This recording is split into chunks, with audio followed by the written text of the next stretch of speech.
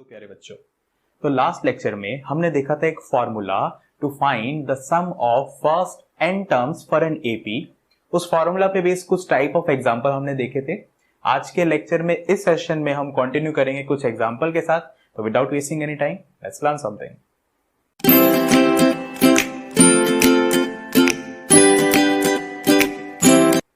बच्चों बुक में example number 16 हमें एक क्वेश्चन बोलता है कि manufacturer of TV sets produce 600 sets in third year, यानी कि एक साल में। कौन से साल में? थर्ड ईयर में। जब भी उसने स्टार्ट किया उससे थर्ड ईयर में 600 सेट्स उसने प्रोड्यूस किए, और इसी तरीके से 700 सेट्स प्रोड्यूस किए सेवंथ ईयर में। ये जो 600 है ये एक साल में बनाए। कौन से साल में? थर्ड ईयर में। और इसी तरीके से एक साल के ड्यूरेशन में 700 बनाए। वो कौन सा ड्यूरेशन था? सेवंथ ईयर का ड्यूरेशन था। Assuming that the production increases uniformly by a fixed number, यानी कि इस लाइन से ये बताना चाहता है कि इंक्रीज करता है, यूनिफॉर्मली इंक्रीज करता है, यानी कि हर बार इंक्रीज होने का अमाउंट सेम है। दैट मीन जो इसका प्रोडक्शन है वो एक एपी फॉर्म कर रहा है। इस लाइन से हमें पता लगा कि इसका जो प्रोडक्शन है वो एपी फॉर्म कर रहा है। फर्स्ट ईयर में कुछ उसने A1 बनाए होंगे, सेकंड ईयर में A2, थर्ड ईयर में A3 एंड सो ऑन। ये एपी में है क्योंकि इनका डिफरेंस सेम है, ऐसे क्वेश्चन में बोला है।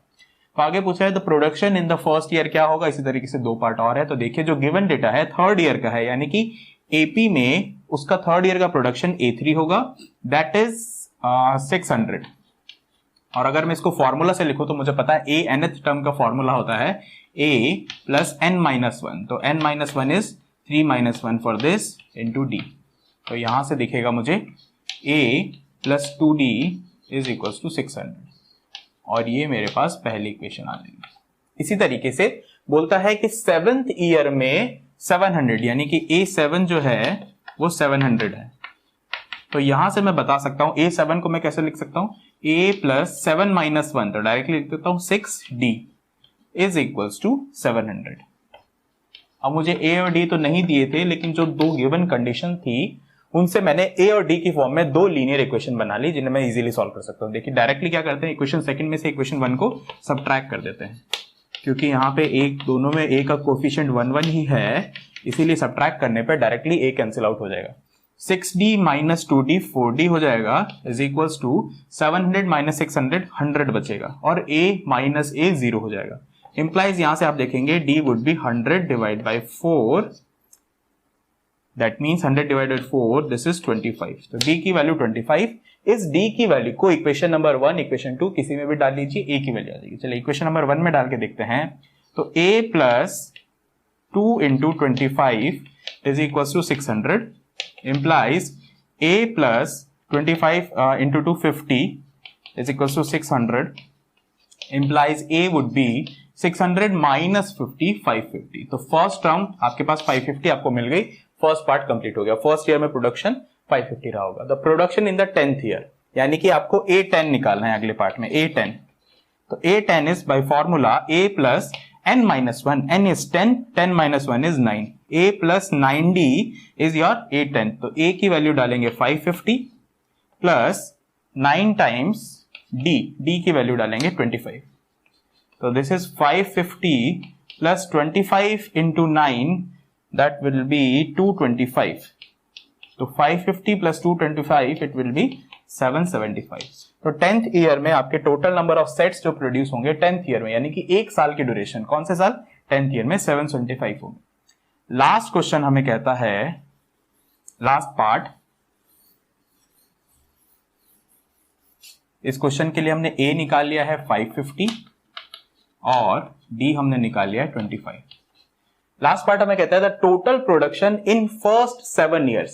तो ये 7th ईयर की बात नहीं कर रहा है, ये फर्स्ट ईयर से लेके 7 ईयर तक टोटल नंबर ऑफ प्रोडक्शन उसका कितना है। यानी कि ये पूछना चाहता है कि फर्स्ट 7 ईयर्स का सम क्या है, यानी कि आपको समेशन ऑफ फर्स्ट 7 टर्म्स निकालना है।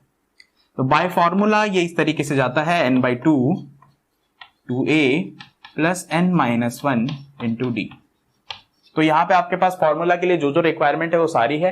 n की वैल्यू 7 ही होगा क्योंकि 7 टर्म्स के लिए पूछ रहा है। A की वैल्यू 550 निकाल लिया, D की वैल्यू 25 निकाल लिया। आप इजीली कर सकते हैं। मैं यहाँ पे आपको एक और नया कंसेप्ट बता रहा हूं जिससे आप इस टाइप के क्वेश्चन को इजीली भी कर सकते हैं। देखिए इसी फॉर्मूला को, ये जनरल फॉर्मूला है, A एंड D की वैल्यू मैंने नहीं डाली, इसको मैं थोड़ा सा मॉडिफाई कर रहा हूं। देखिए n/2 as it is, 2A को मैं A प्लस ए लिख रहा हूं, a plus A is 2a plus n-1 into D. ऐसा मैंने इसलिए किया क्योंकि आपको जो ये a plus n-1 into D है ये सिमिलर टू सम फॉर्मूला लगेगा, और वो फॉर्मूला क्या है, an का, यानी कि a nth पोजीशन पे जो टर्म है उसको निकालने का फॉर्मूला ये होता है। यानी कि जो हमारे पास समेशन का फॉर्मूला था वो मॉडिफाई होकर कुछ ऐसा दिखेगा, a प्लस a nth, ये पूरा है वो a nth को रिप्रेजेंट करता है, आपका फॉर्मूला ऐसा दिखेगा। तो बच्चों इस फॉर्मूले को यूज इस तरीके से करना है कि अगर आपके पास फर्स्ट टर्म और लास्ट टर्म, यानी कि जिस टर्म तक आपको सब करना है, दोनों अगर आपके पास हो तो डायरेक्टली दोनों को ऐड कर देंगे और n/2। आपको बस पता ही होना चाहिए कि नंबर ऑफ टर्म्स कितनी है उस फर्स्ट और लास्ट के बीच में, आपको पता होना चाहिए। तो इस फॉर्मूले को मैं डायरेक्टली इस प्रॉब्लम के लिए यूज कर रहा हूं। देखिए हमें 7th ईयर तक का सम निकालना है, क्वेश्चन ने बोला। तो हमें 7th ईयर में टोटल मैन्युफैक्चर कितना हुआ ये क्वेश्चन ने ही दे दिया था, A7 700। क्वेश्चन ने 7 ईयर में जितना मैन्युफैक्चर हुआ दे दिया। A की वैल्यू हमने निकाली 550। n कितना होगा, नंबर ऑफ टर्म जिन्हें हमें ऐड करना है वो 7 ही है, 1 से लेके 7 ईयर तक 7 ही टर्म्स है। तो डायरेक्टली हम S7 निकाल सकते हैं 7/2 into a means 550 plus 700।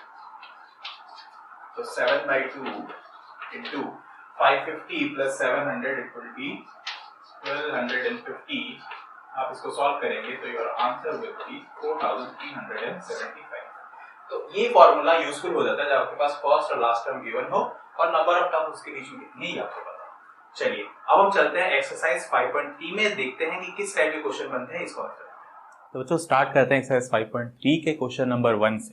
Question number 1 के 4 पार्ट हैं, चारों ही पार्ट आपको सेम टाइप का क्वेश्चन पूछता है।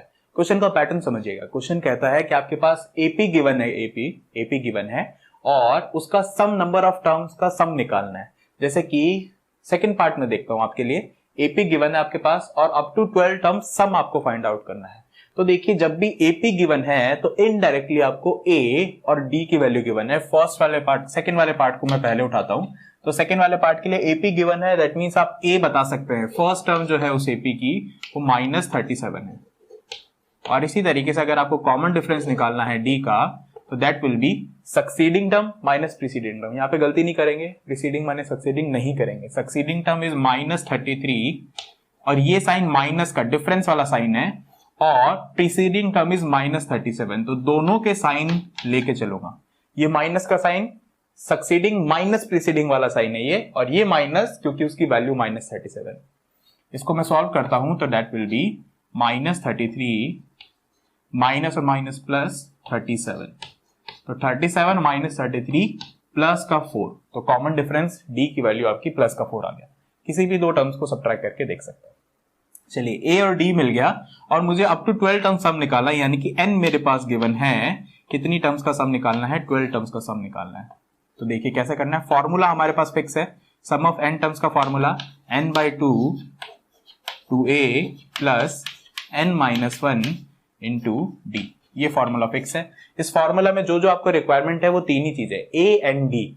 अगर ए एंड डी तीन चीजें आपके पास है तो आप सम निकाल सकते हैं। आगे जाके क्वेश्चन आप इसी तरीके से देखेंगे कि आप कई बार आपको सम दे देगा, ए एंड डी में से कोई एक पैरामीटर नहीं देगा, तो आप इजीली निकाल सकते हैं। चलिए अभी हमारे पास सम ही निकालना है, तो n की value 12 divide by 2a 2 times a की वैल्यू -37। साइन का ध्यान रखना है आपको।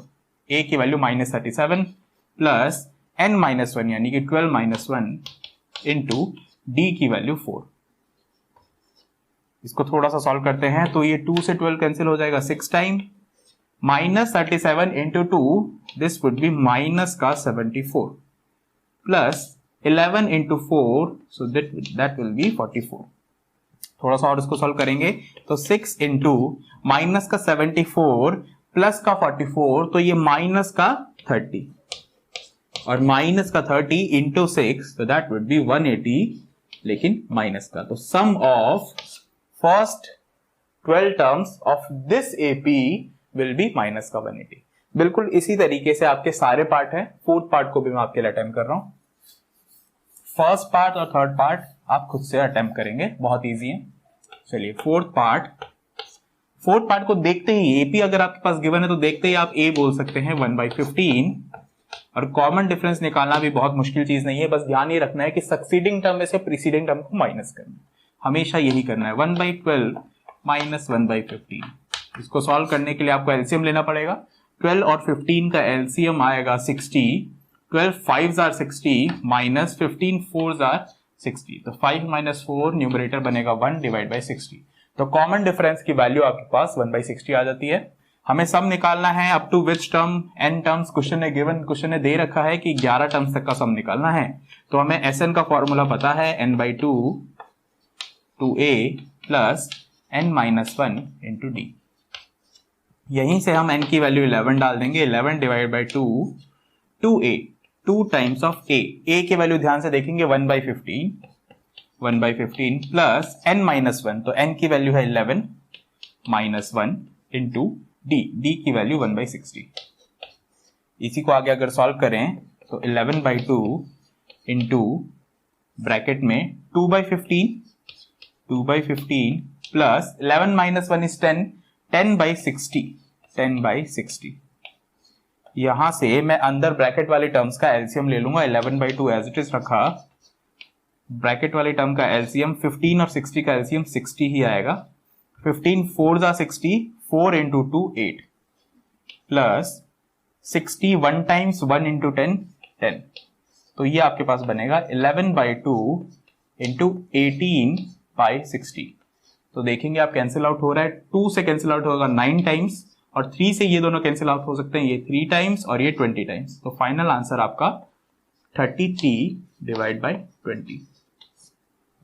तो ये आपका फाइनल आंसर आ गया। बिल्कुल इसी तरीके से बाकी बचे हुए पार्ट आपको अटेम्प्ट करने हैं। मिलते हैं आपके साथ अगले सेशन में। Until then the class 24 learn and score.